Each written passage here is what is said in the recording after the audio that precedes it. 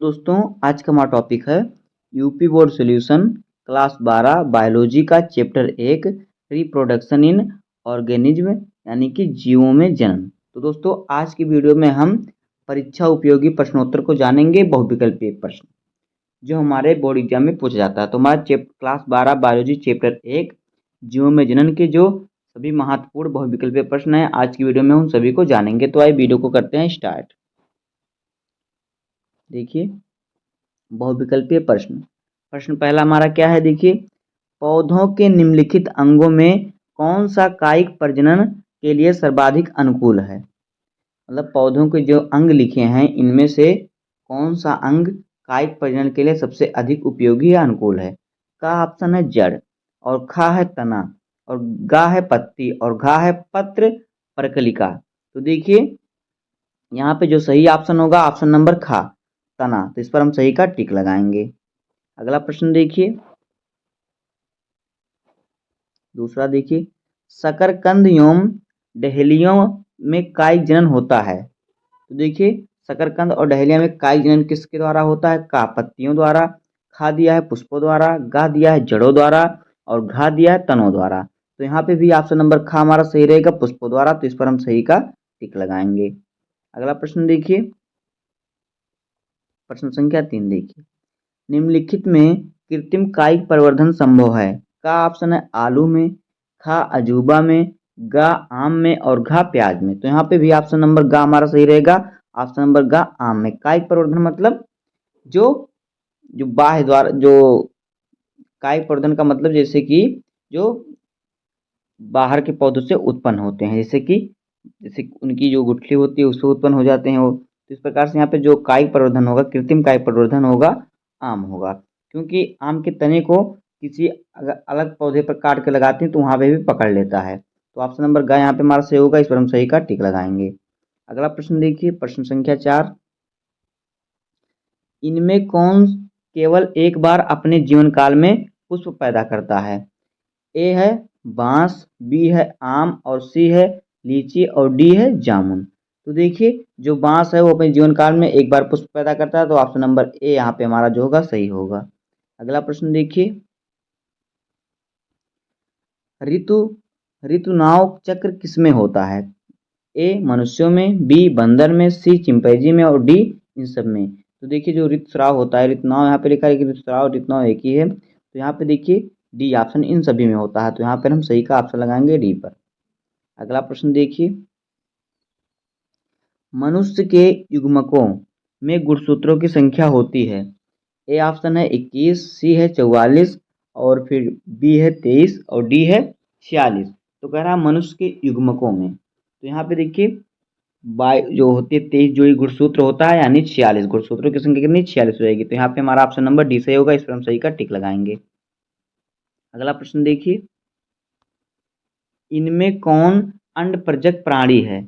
ए मुर्गी, बी सांप, और सी मगरमच्छ, और डी इनमें सभी। तो देखिए इनमें जो सभी सांप मुर्गी जो मगरमच्छ सभी अंडा देते हैं, तो अंडप्रजक प्राणी हैं। तो यहाँ पे इनमें सभी ऑप्शन नंबर डी हमारा सही रहेगा, इस पर हम सही का टिक लगाएंगे। अगला प्रश्न देखिए, जब निषेचन जीव के शरीर के बाहर होता है तब उसे कहते हैं।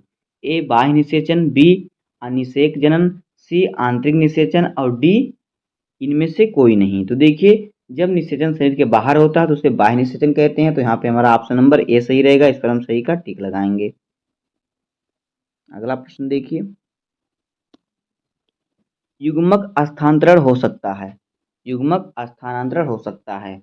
ए जल द्वारा, बी वायु द्वारा, सी हवा द्वारा, और डी इन सभी द्वारा। तो देखिए जो युग्मक होता है वो इन सभी द्वारा स्थानांतरण होता है। तो यहाँ पे हम हमारा ऑप्शन नंबर डी सही रहेगा, इस पर हम सही का टिक लगाएंगे। अगला प्रश्न देखिए, प्रश्न संख्या 10, निम्न में से किसमें बाह्य निषेचन होता है। ए मेढक में, बी हिरण, सी मनुष्य, और घा तो डी घोंघा। तो देखिए मेढक जो होता है अंडे देता है। तो अंडे देने का मतलब हो गया इसका, देखिए बाहर अंडे देता है, और ये नदी में जो जल में इसका निषेचन होता है तो इसका बाहरी निषेचन होता है। तो यहाँ पे रहेगा हमारा ऑप्शन नंबर ए सही मेढक। तो इस पर हम सही का टिक लगाएंगे, इसका जो होता है बाह्य निषेचन होता है। अगला प्रश्न देखिए, प्रश्न संख्या 11। इसमें इनमें किसमें जल माध्यम से निषेचन होता है? ए शैवाल, सी टेरिडोफाइट्स, बी ब्रायोफाइट्स और डी इन सभी में। तो देखिए यहाँ पे जो ऑप्शन नंबर डी हमारा है, इन सभी में हमारा सही होगा, इस पर हम सही का टिक लगाएंगे। अगला प्रश्न देखिए, प्रश्न संख्या 12। निम्न में कौन सा उभयलिंगी पादप नहीं है? ए पपीता, बी सरसों और सी मक्का और डी गुड़हल। तो देखिए जो पपीता है वो उभयलिंगी पादप नहीं है, तो इस पर हम सही का टिक लगाएंगे ऑप्शन नंबर ए पर। अगला प्रश्न देखिए, अघेयों में वृद्धि प्रजनन होता है? ए बुलबिल द्वारा, बी शक्कर द्वारा और सी स्टोलन द्वारा और डी राइजोम द्वारा। तो देखिए अगेयों में जो वर्धी प्रजनन होता है बुलबिल द्वारा, तो यहाँ पे हमारा ऑप्शन नंबर ए सही रहेगा, इस पर हम सही का टिक लगाएंगे। अगला प्रश्न देखिए, प्रश्न संख्या 14। निम्नलिखित में से कौन सा जंतु उभयलिंगी नहीं है? ए जोंक, बी केंचुआ, सी फीता कृमि और डी घरेलू मक्खी। तो देखिए घरेलू मक्खी जो है उभयलिंगी जंतु नहीं होती है, तो इस पर हम सही का टिक लगाएंगे ऑप्शन नंबर डी पर। अगला प्रश्न देखिए, शरीर के बाहर होने वाले निषेचन को क्या कहते हैं? ऑप्शन ए है इन विट्रो, बी है इन विवो और सी है ए और बी दोनों और डी है इनमें से कोई नहीं। तो देखिए शरीर के बाहर होने वाले निषेचन को हम इन विट्रो कहते हैं, तो यहाँ पे ऑप्शन नंबर ए हमारा सही रहेगा, इस पर हम सही का टिक लगाएंगे। अगला प्रश्न देखिए, जब नर और मादा गैमेट में युग्मन होता है तब यह कहलाता है? नंबर ए अलैंगिक जनन, बी लैंगिक जनन, सी वर्धिकायिक और डी मुकुलन। तो देखिए जब नर और मादा गैमेट में युग्मन होता है तो यह कहलाता है क्या? ये कहलाता है लैंगिक जनन। तो यहाँ पे ऑप्शन नंबर बी हमारा सही रहेगा, इस पर हम सही का टिक लगाएंगे। अगला प्रश्न देखिए, मादा चक्र पाई जाती है?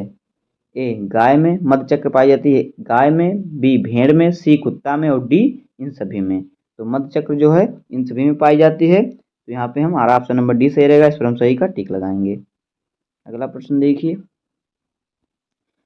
उच्च श्रेणी के पौधों में निषेचन होता है? ए बाह्य, बी आंतरिक और सी जल और डी हवा। देखिए उच्च श्रेणी के पौधों में आंतरिक निषेचन होता है, तो यहाँ पे ऑप्शन नंबर बी हमारा सही रहेगा, इस पर हम सही का टिक लगाएंगे। अगला प्रश्न देखिए, शल्ककंद का उदाहरण है? ए अदरक, बी दूब घास और सी प्याज और डी आलू। तो देखिए जो शल्ककंद है वो किसका उदाहरण है? प्याज का। तो यहाँ पे शल्ककंद का उदाहरण जो है प्याज है, तो हमारा ऑप्शन नंबर सी सही रहेगा, इस पर हम सही का टिक लगाएंगे। अगला प्रश्न देखिए, स्तनधारियों में निषेचन कहाँ होता है? अंडाशय में, बी वसीय भाग में और सी गर्भाशय में और डी फैलोपियन नली में। तो देखिए स्तनधारियों में जो होता है फैलोपियन नली में होता है, तो ऑप्शन नंबर डी हमारा सही रहेगा, इस पर हम सही का टिक लगाएंगे। अगला प्रश्न देखिए,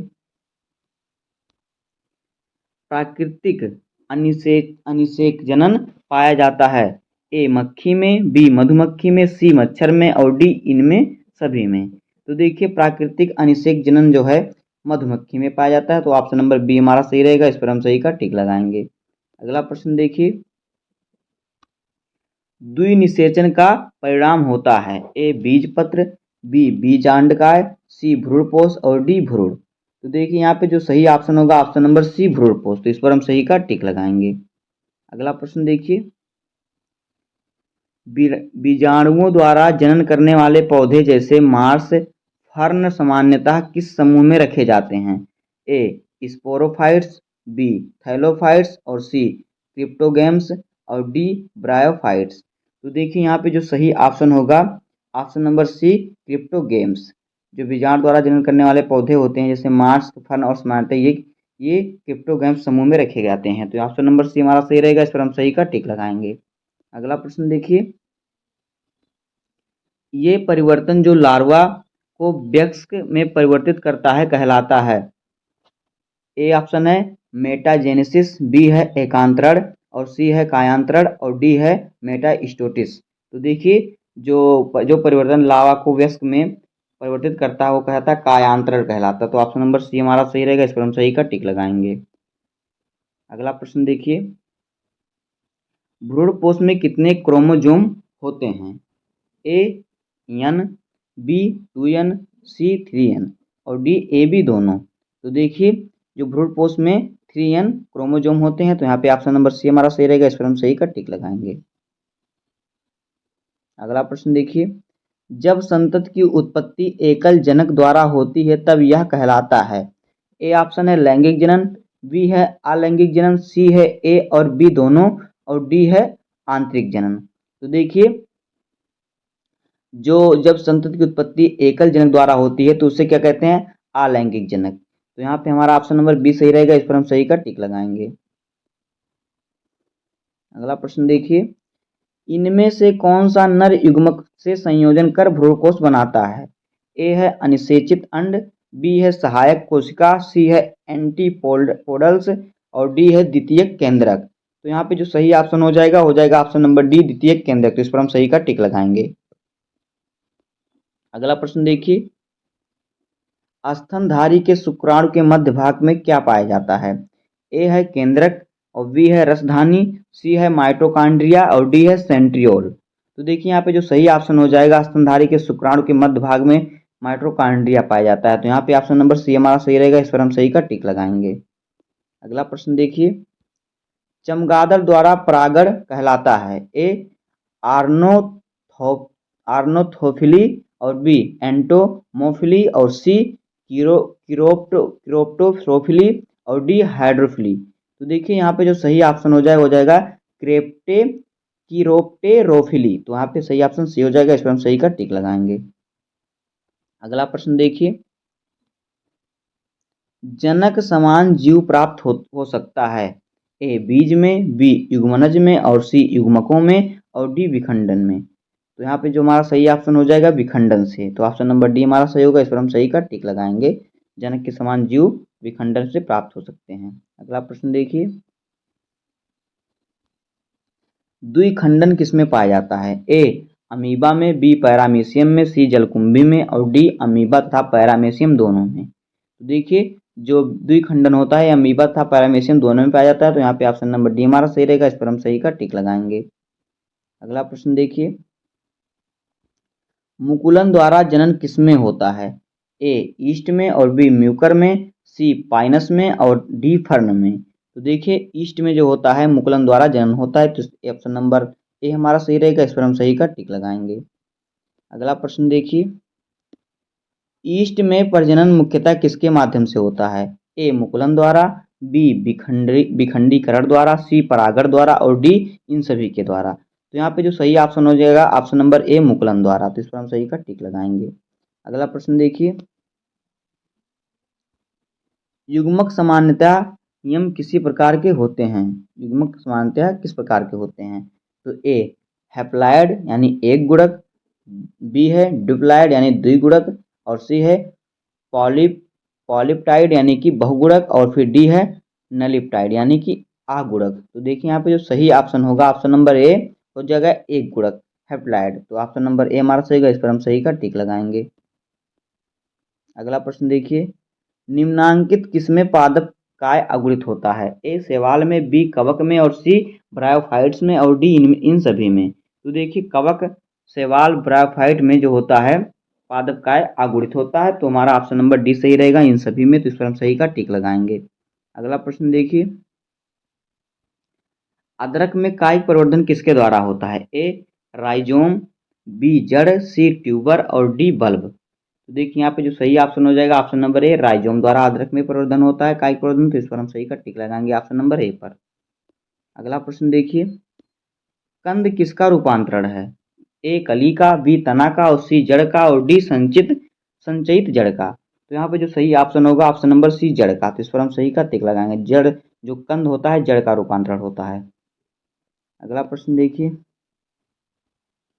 काजू निम्नांकित में कैसा फल है? निम्नांकित में से कैसा फल है? ए यथार्थ, बी वेरी और सी नट और डी सभी। तो देखिए जो काजू है वो नट प्रकार का फल है। तो यहाँ पे ऑप्शन नंबर सी सही रहेगा। अगला प्रश्न देखिए, निम्नलिखित निर्माण किसमें होता है? ए ईस्ट में और बी हाइड्रा में और सी अमीबा में और डी स्पंज में। तो देखिए यहाँ पे जो सही ऑप्शन होगा ऑप्शन नंबर डी स्पंज में, तो इस पर हम सही का टिक लगाएंगे। अगला प्रश्न देखिए, इनमें कौन सा भाग अगुणित है? ए अंडाशय, बी परागकोश और सी पराग पराग और डी युग्मनज। तो देखिए इनमें से जो पराग है वो अगुणित है, तो इस पर हम सही का टिक लगाएंगे ऑप्शन नंबर सी पर। अगला प्रश्न देखिए, इनमें किसे बंगाल का आतंक कहा गया? ए ब्रायोफिल्म्स और बी जलकुंभी, सी अगेव और डी केला। तो देखिए जलकुंभी जो है, जलकुंभी को बंगाल का आतंक कहा गया, तो ऑप्शन नंबर बी हमारा सही रहेगा, इस पर हम सही का टिक लगाएंगे। अगला प्रश्न देखिए, इनमें कौन ठहरे हुए पानी में उगकर ऑक्सीजन खींच लेता है? ए जलकुंभी, बी क्या है हाइड्रिला और सी कमल और डी धान। तो देखिए जलकुंभी है, ये पानी में उगकर ऑक्सीजन खींच लेता है, तो ऑप्शन नंबर ए हमारा सही रहेगा, इस पर हम सही का टिक लगाएंगे। तो बस दोस्तों इस प्रकार से हो जाएगा चैप्टर 1 जीव में जनन क्लास 12 बायोलॉजी का मोस्ट इंपॉर्टेंट बहुविकल्पीय प्रश्न। दोस्तों उम्मीद है कि आपको वीडियो पसंद आया होगा। अगर आपको वीडियो पसंद आया हो तो वीडियो को लाइक कर दीजिएगा और चैनल पर नए हैं तो सब्सक्राइब कर दीजिए। मिलते हैं किसी नेक्स्ट वीडियो में, तब तक के लिए धन्यवाद। जय हिंद।